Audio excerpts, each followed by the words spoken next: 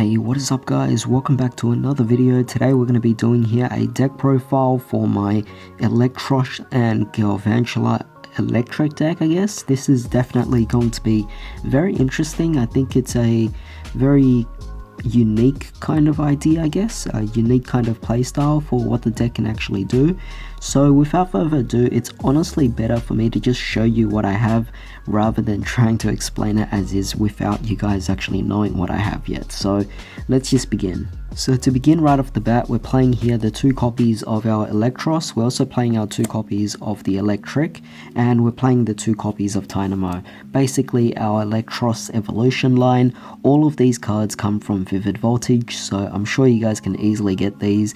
They're all quite simple to get actually. I mean, they're all just basic commons, rares, and I guess uncommons, so you should be fine with getting all of these cards easily, and you only need to get 2 of each anyway.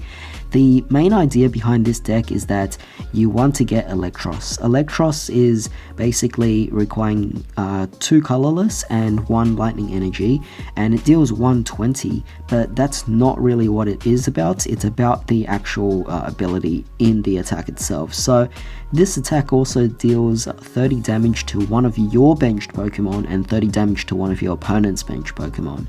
Now, dealing 30 to your opponent's bench Pokemon, it's a very nice thing to do, but to deal 30 damage to your own Pokemon as well, we'll get to that card later, but there is a particular card we are playing in this deck that actually helps us benefit when we actually take damage ourselves, and Eelektross just happens to be one of those cards that allows us to deal damage onto our own cards, and I definitely really like that, so to have 2 of each here is definitely fantastic. But of course, I'm also pairing it with the Galvantula as well, and we're playing the evolution line, of course, playing Joltik and Galvantula.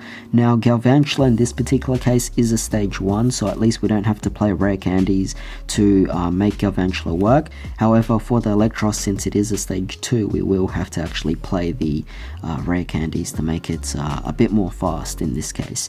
However, the main attack here is the Shocking Pursuit, which is 1 lightning and 1 regular energy, or 1 colorless that is, and it deals 20 damage for each damage counter already on your opponent's active Pokemon. So say you actually used Eelektross's attack to deal 30 damage on one of your opponent's bench Pokemon, by the time it actually comes onto the active zone, it's going to be taking quite a lot from Galvantula himself already, you know, so it allows you to stack onto the attack, and I just think that Galvantula, playing 2 copies is all you really need, because it's kind of like that fallback to it, where you can dish out quite a big amount of damage for what you actually deal with the Eelektross. Of course, Eelektross is definitely the main key card still, but Galvantula is definitely quite the nice supporting Pokemon, or secondary attacker that is, to facilitate your plays with it. So definitely very nice there.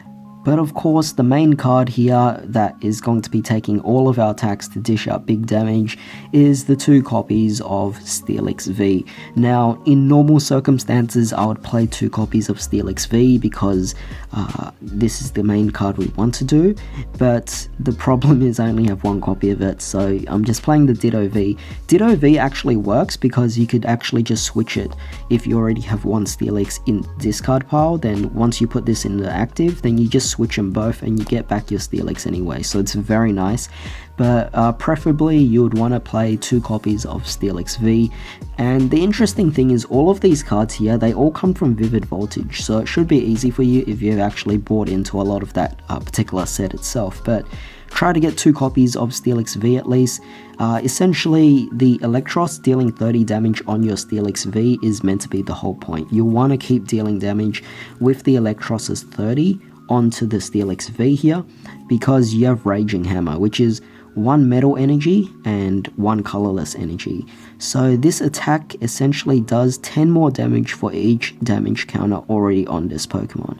So it already deals 30, so for every additional, I guess, counter on it, it's dealing 10 extra damage. So you could really stack up the attack for a really cheap cost with the Steelix V. It's definitely fantastic. In most games, in game 1 at least, a lot of the opponent won't actually figure out this too easily. I mean, yeah, they could kind of see it there and put two and two together, but it's not the most active thing on their mind. Like, they won't worry about it.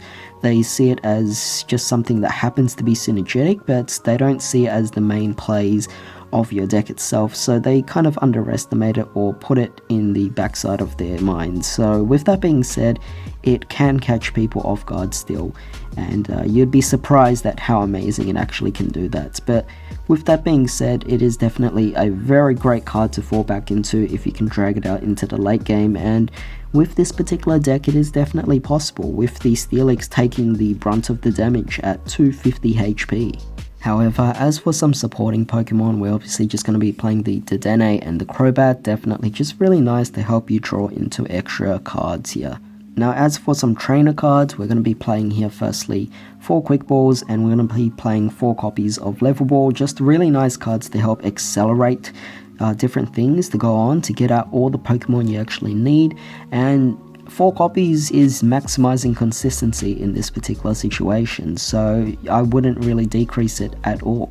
Now, sometimes we do need specific Pokemon, so communications are definitely going to be very necessary for this deck. We are also going to be playing for more searches here, so for Evolution Incense, it's not overkill whatsoever. If you have extras in your hand, you could always just discard it later with the Professor's Research, or maybe even Quick Ball as well, so it's okay there. But you want to play as many cards to just search out everything you need.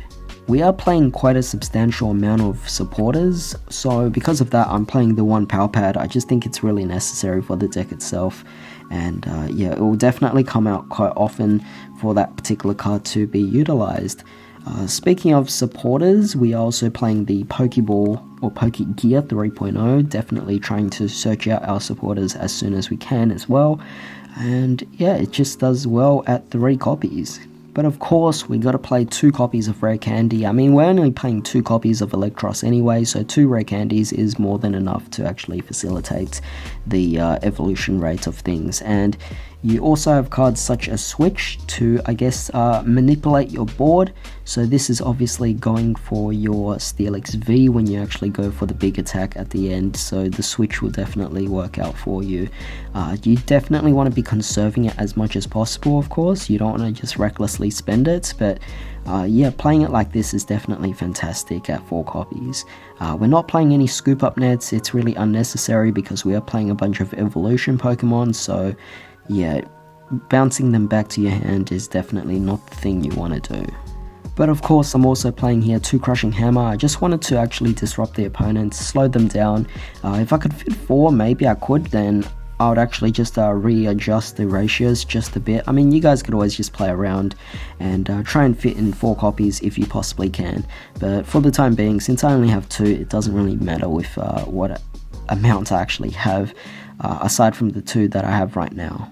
As for supporters, we're definitely going to be manipulating the board quite a lot, so we're playing here 4 Bosses Orders, definitely fantastic. I just happen to have 2 different copies of it, but yeah, 4 copies definitely is a necessity here. We're also going to be playing here the 3 copies of Marnie, just again, really great disruption, getting all the cards you need as well. Definitely just really fantastic here, and with Pokegear 3.0 at 3 copies in this deck, it definitely works out really well for you. And the final supporter we're playing here is the 4 copies of Professor's Research. We want to get to our cards as soon as possible, so Professor's Research does the job. We maximize it at 4 just to have the best consistent deck out there. Now as for energy, we're obviously going to be playing here 4 copies of Speed Energy. We are playing a lightning deck after all, so it makes sense. As soon as you play this on your lightning Pokemon, then you pretty much just get to draw 2 cards. Just pretty much accelerating the deck even further. It's really nice. It's a really fast deck, even though it requires evolution. We're also going to be playing here 2 copies of Coding Energy just for our Steelix V. It also just prevents weakness, so definitely fantastic there. Coding Energy is all we really need for the Steel Energy out there. We're also going to be playing here the 1 copy of Aurora Energy, just giving you a bit of flexibility there, and we have plenty of cards to discard once we get to that, I guess, borderline mid-game of things, and Aurora Energy actually works out quite well for you, but it can definitely work well even in the early game as well. But finally, we're going to be playing here 2 copies of Twin Energy because our Eelektross does require Twin Energy, but since we're playing only 2 Eelektross, then 2 Twin Energies is all that we need. Definitely fantastic for this deck, definitely really efficient, really amazing. I love this deck for what it actually can do. It is more so a deck for fun. Don't expect this deck to be competitive whatsoever. If you are expecting that, you could definitely play a lot of decks out there, but sometimes you just want to have a quick break from the whole competitive realm. You want to have a bit of fun, and because of that, playing a deck like this is just going out of the box. It's really just exercising your ability to comprehend different kinds of cards out there and what they could potentially do when they interact with all of your other cards as well. And because of that, it just adds to the extra, I guess, uniqueness of the game itself, and that's what we want to strive for here. It allows for creativity in terms of your execution of plays. But with that being said, if you guys enjoyed this, definitely drop a like, share, comment, subscribe, hit the bell notification as well. It really does help. With that being said, I hope you guys have a fantastic day. I will see you guys next time.